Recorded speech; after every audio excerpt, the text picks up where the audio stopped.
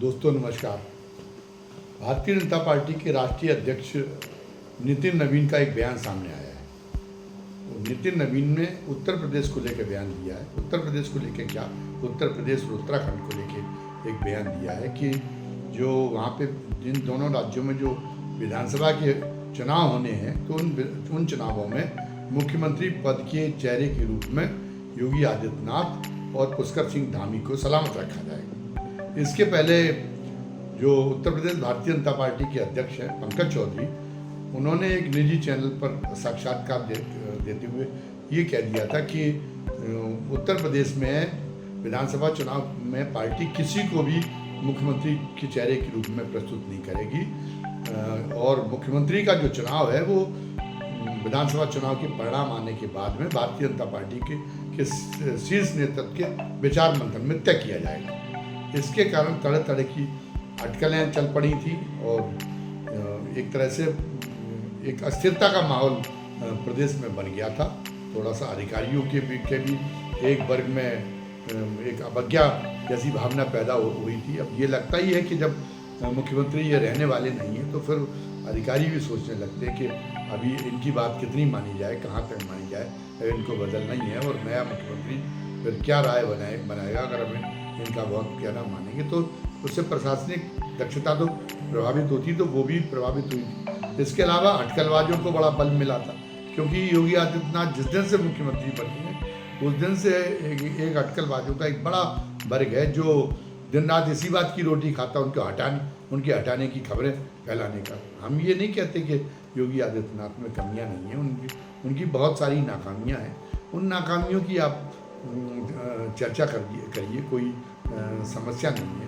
उनके जनता में अगर उनके खिलाफ, जनता के एक बड़े वर्ग में उनके खिलाफ असंतोष व्याप्त हो रहा है तो उसकी आप चर्चा करिए, लेकिन उसे भारतीय जनता पार्टी के शीर्ष अपनी धारणा को भारतीय जनता पार्टी के शीर्ष नेतृत्व की राय के रूप में प्रस्तुत करना, ये और ख़ासतौर से पत्रकारिता के लिए ये बहुत ही एक तरह से निंदनीय है और इससे पत्रकारिता की विश्वसनीयता, मीडिया की विश्वसनीयता लोगों के बीच में गिरती है। इसलिए मीडिया के लोगों को इस मामले में परहेज करना चाहिए। बहरहाल योगी आदित्यनाथ के बारे में उन्हीं को बनाए रखने का, उनके नेतृत्व को बल प्रदान करने का फैसला भारतीय जनता पार्टी के शीर्ष नेतृत्व ने क्यों लिया, इस बारे में सोचने की ज़रूरत है। क्योंकि शीर्ष नेतृत्व और योगी आदित्यनाथ के संबंध ठीक नहीं है, उनके बीच में कुछ ना कुछ दरार है। इसको साबित करने के कई प्रसंग हैं, कई घटना है, तो इसलिए ये बात तो निराधार नहीं है। लेकिन अब राय क्यों बदली है, उनको क्यों उन पर बिल्कुल पूरा एक तरह से बिना किसी उसके लाग लपेट के अब उनको समर्थन देने की कोशिश की गई, तो इस पर तो विचार होना ही चाहिए। तो वो स्पष्ट ये कि एक तो ये है कि योगी आदित्यनाथ जो कट्टर भाषा बोलते हैं, जो वो अपने भाषणों में एक वर्ग विशेष के प्रति जो उनकी जो दमनात्मक शैली है वो लोगों को, यानी बहुसंख्यक वर्ग को वो बहुत रास आ रही है। बहुसंख्यक वर्ग के बीच में उन्होंने अपनी इस शैली से बड़ी जगह बना ली है। ये भारतीय जनता पार्टी के उच्च नेतृत्व को स्वीकार हो गया है। और दूसरी बात यह है कि भारतीय जनता पार्टी के उच्च नेतृत्व के समझ में ये भी आ गया है कि उत्तर प्रदेश के विधानसभा के अगले चुनाव का बहुत महत्व होगा, क्योंकि उत्तर प्रदेश में सबसे ज़्यादा लोकसभा की सीटें हैं और उत्तर प्रदेश के खराब चुनाव परिणामों की वजह से ही पिछली बार मोदी के सामने तीसरी बार प्रधानमंत्री पद की शपथ लेने को लेके संदेह की स्थिति उत्पन्न हो गई थी। तो वो स्थिति फिर उत्पन्न नहीं होने देना चाहता भारतीय जनता पार्टी का हाईकमान। इसलिए वो सोचता है कि अगर 2027 के विधानसभा चुनाव में अगर नतीजे अगर फिर एक बार प्रतिकूल आ गए तो उससे फिर लोकसभा का चुनाव भी प्रभावित होगा और फिर जो है फिर भारतीय जनता पार्टी के जो मंसूबे हैं वो मंसूबे धराशायी होने की नौबत आ गई है।